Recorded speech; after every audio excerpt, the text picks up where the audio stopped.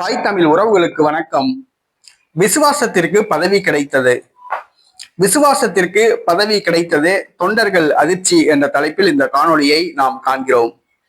ஒரு கட்சியில் தொண்டர்களுடைய செயல்பாடுகளை பார்த்து பொறுப்புகள் வழங்குவது அந்த காலம்.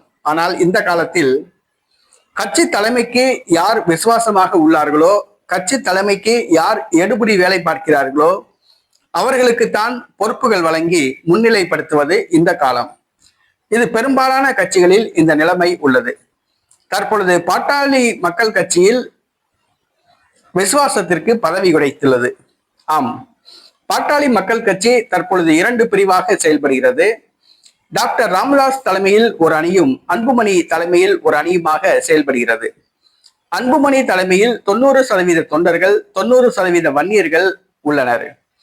ஆனால் டாக்டர் ராமதாஸ் பின்னால் 10% வன்னியர்களோ 10% தொண்டர்களோ கிடையாது. இந்த சூழ்நிலையில் டாக்டர் ராமதாஸ் பாட்டாளி மக்கள் கட்சி தனது அணியின் இளைஞர் அணி தலைவராக பாமக தலைவர் ஜி.கே. மணி அவர்களுடைய மகன் தமிழ்குமரனை நியமித்துள்ளார். ஏற்கனவே தன்னுடைய பேரன் முகேஷ் அவர்களை நியமித்திருந்தார். இதனால் சர்ச்சை வெடித்தது. தற்பொழுது ராமதாசுக்கு விசுவாசமாக நீண்ட காலமாக உள்ள ஜி.கே. மணி அவருடைய மகன் நியமிக்கப்பட்டுள்ளார்.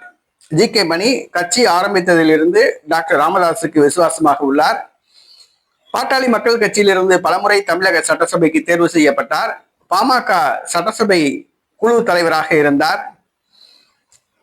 அன்புமணி ராமதாஸ் தலைவராக பொறுப்பேற்றவுடன் இவர் அவைத் தலைவராக நியமிக்கப்பட்டார், கௌரவ தலைவராக நியமிக்கப்பட்டார். தற்பொழுது ராமதாசுக்கு விசுவாசமாக இருக்கின்ற காரணத்தினால் அவரது மகனுக்கு ராமதாஸ் பதவி வழங்கியுள்ளார். டாக்டர் ராமதாஸ் அவர்கள் ஜி.கே. மணி அவருடைய மகன் தமிழ்குமரனை பாட்டாளி மக்கள் கட்சியின் மாநில இளைஞரணி தலைவராக பதவி வழங்கியுள்ளார். இது தொண்டர்களுக்கு அதிர்ச்சியை கொடுத்துள்ளது. பாட்டாளி மக்கள் கட்சியில் துடிப்புள்ள இளைஞர்கள் பலர் உள்ளனர். அவர்களுக்கு கொடுக்காமல் வாரிசுகளுக்கு பதவி வழங்குவது அந்த கட்சியினருக்கு டாக்டர் ராமதாஸ் மேல் அதிருப்தியை ஏற்படுத்தியுள்ளது. தொண்டர்கள் அதிர்ச்சி அடைந்துள்ளனர்.